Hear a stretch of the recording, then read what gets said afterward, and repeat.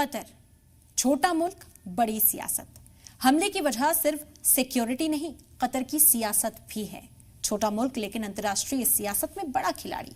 Qatar हमेशा एक mediator और रीजनल इन्फ्लुएंसर रहा है।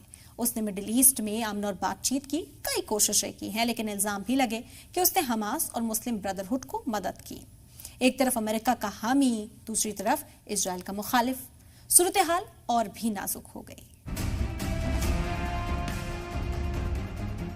कतर ने हमेशा मिडिल ईस्ट में मध्यस्थ का रोल निभाया है।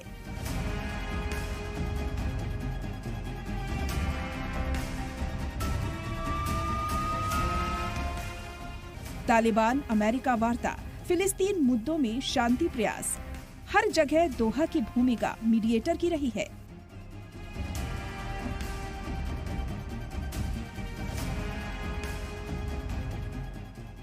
लेकिन आरोप भी लगे हैं कि कतर ने हमास और मुस्लिम ब्रदरहुड को मदद दी।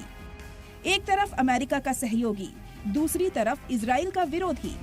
भारत के लिए यहां संतुलन बनाए रखना चुनौती से भरा होगा।